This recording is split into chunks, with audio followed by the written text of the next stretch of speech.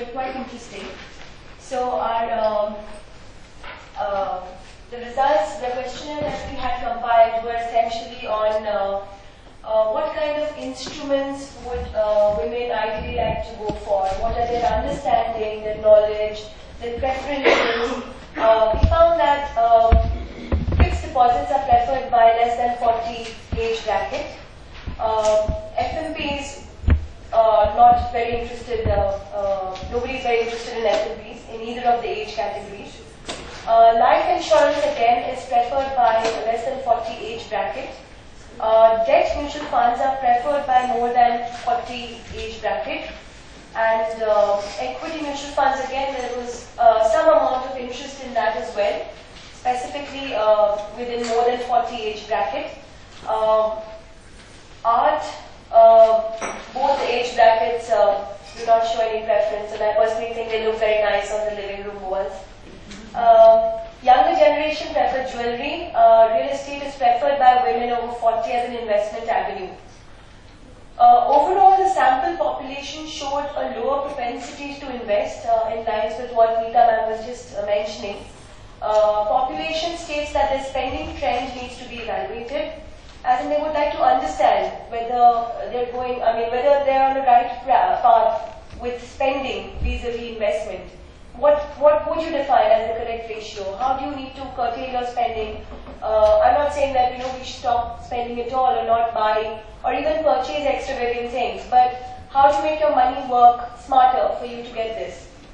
Sample population above 40 shows preference to learn more about investment opportunities, to educate themselves.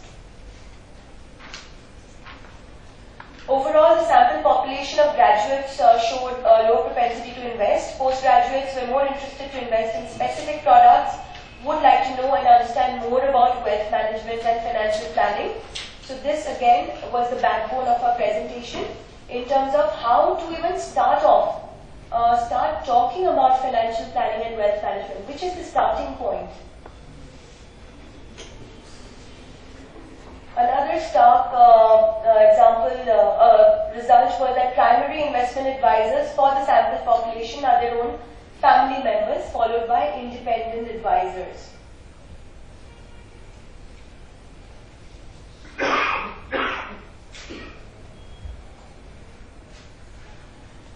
So just briefly before I start off on this presentation, I will just give you a brief of what exactly a private banker does. I was just interacting with a lot of women over here, and there was a lot of interest in what exactly we do as a private banker. So we typically interact with ultra-high net worth clients who have surpluses, who have something which we call as nest eggs. They could have saved their entire life earnings, in which they call as nest eggs. So that would be one target client, and some of our clients are of that nature. Then we work very closely with corporate banks as well within HSBC, so that we manage the investments of a lot of our large promoters and their family, their succession planning and generations and their generations in terms of investment management for their entire families and for the corporates as well. So it is a very, very structured approach that we take to financial planning and wealth management. A little less of banking transactions per se, but typically a lot of our promoters, say for example, they've taken risks in business and they may not be aware of wealth management or financial planning at all. They may not even have the time to look at these kinds of things. So that's where a private banker comes into the picture. If they come into money, say if they have a stake sale, then they would have a surplus, which could be 100 crore plus, up to any amount. So then what do they do? Where do you start from? What is the first step that you take? Okay, you have a private banker who's come to meet you. Where does the conversation start from? How does this structure develop? How do you assess as an individual what you need to do with the money that you have? So this would be the starting point of my presentation in terms of financial planning and wealth management. How do we start off?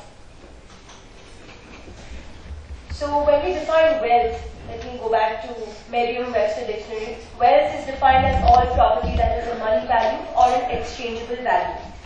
Wealth, as per Investopedia, can further be explained as a measure of the value of all the assets of worth owned by a person, community, company, or even a country.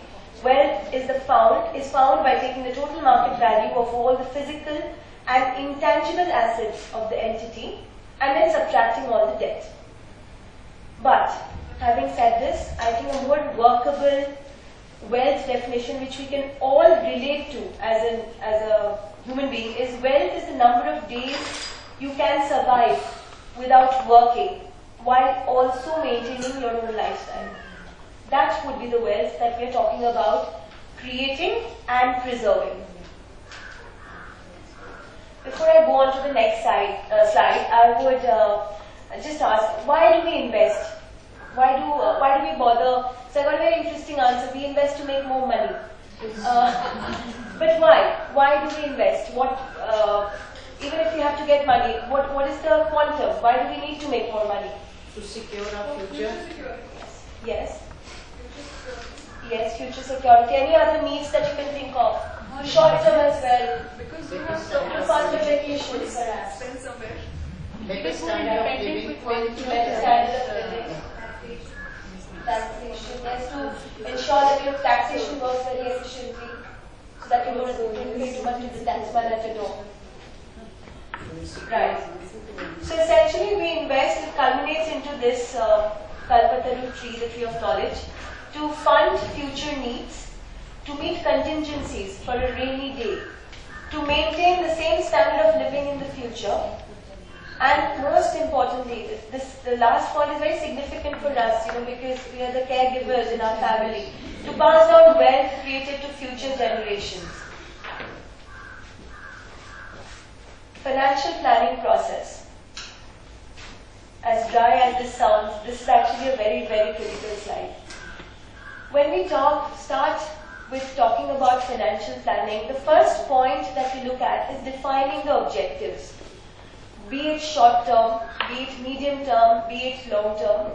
The objectives need to be very clearly defined, because once the objectives are very clearly defined, only then we'll have that clarity of thought to assess our own risk-taking ability and the kind of products that we would like to go for.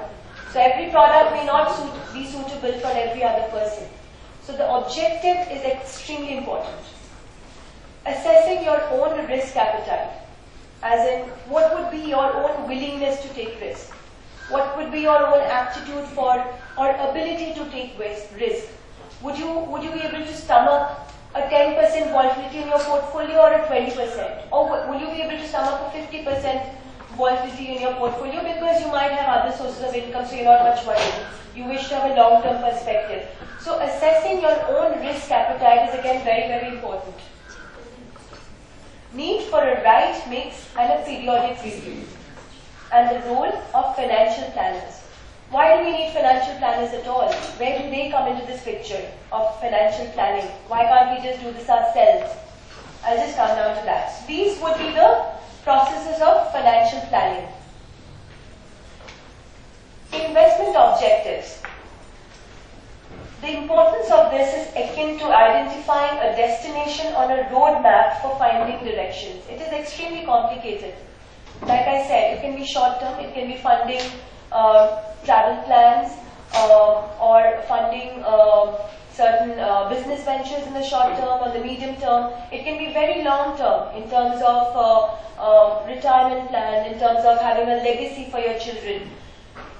So it is very, very similar to, and also in between, in the interim, you might need to look at your liquidity position. When do I need the I would need the liquidity position, say, of X amount in the next 1 year, or X amount in the next 6 months, or X amount in the next 5 years. So that all these data would essentially mean defining the objective. Building a return expectation at a well understood level of risk. That this is the risk I'm taking, this is the level of return that I'm expecting. Now this return in finance parlance is known as a return on investment, ROI. A realistic framework, higher the risk, higher the return. This is again a very important understanding that, if I'm taking this amount of risk, what is my risk-adjusted return? What is the amount of unit of return that I can get for this unit of risk that I'm taking? So I'll come down to that later on. but these are the kind of things which go into creating an objective. The most advised framework that we follow within private banking to build objectives would be absolute simplicity. Keep your financial planning extremely simple. You might like to think that in developed markets as well, there are a lot of complex products. In fact, Indian markets are slowly opening up to a lot of these structured products and notes. But the best way to achieve your target is to keep your objectives very, very simple. Focus, very defined objectives, and periodic reviews. Let's understand one thing. As human beings, we are prone to error. Nobody is infallible, right? Errors do happen. We live in a very, very dynamic environment. Economic situation differs day to day, year to year. Political scenario differs. So errors do happen, and we need to have a periodic review. But what's more important is in your review, if you feel that you're not reaching your target of ROI, you can quickly move, change to a better producer, and review your investment, get out of it, and invest into something else. So periodic review is extremely critical. Now, when I'm defining all of these, trying to put a structure into place, going through this entire roadmap, there are three simple facets that we need to understand when we are investing. How to create wealth. When we're talking, Just to the last point. Sanjita, can people intervene and ask you questions? yes, So absolutely. I think they could just raise their hand, and then as per your flow, you could all raise your hands wherever you want, and then she'll just. Okay, this I understand that maximum return on your money you can get is about 11%. Whether you go through mutual funds, this thing or that thing, it's 11% compound. No, not really. There are various models. We'll talk about it. I'll have a slide on that. I mean, you can have variation. Oh, we are going to do this. No, not really. Return again, it's very relative to the investment that you have, very relative to your portfolio that you've designed. We'll talk about it. Can I suggest one thing? Can we keep our questions to the slides which she has done? Because we do not know what she will be covering up. Sure. So if you have questions pertaining to the slides which have already taken place, maybe it will be much useful for everybody. And then what is not covered up can be I think that way we'll move much faster. Yeah, this is regarding with reference to periodic reviews. Yes. Errors happen. So you realize the error, but where you have invested, you cannot withdraw in the middle of the investment. So you have to pass through that time. What if that happens? Absolutely. Then you'll have to hold on to your investment. If you can. So that's the way out. So that's why, again, when you're doing the financial planning, when you're assessing your risk, you would ideally, if you do not have that kind of stomach to go through that volatility, you must clearly understand that let's not get into products which are so closed-ended. Because clearly then as an individual, I am not adept at going through that kind of volatility. I should need, if my definition of my risk is that I need liquidity at all points in time, that I can quickly make the changes and exit if there's a contingency, my portfolio needs to be designed accordingly and not be an option with which I cannot exit. Right? Just a question, right? Sure. You just said like higher investment, higher returns. But it's not 100%. Absolutely. Many companies which are very fast, they Absolutely. invest a lot, but then sometimes Absolutely, it doesn't work. absolutely, quite right. The balance is high risk to high return. Having said that, it's a high risk. The first word is a high risk.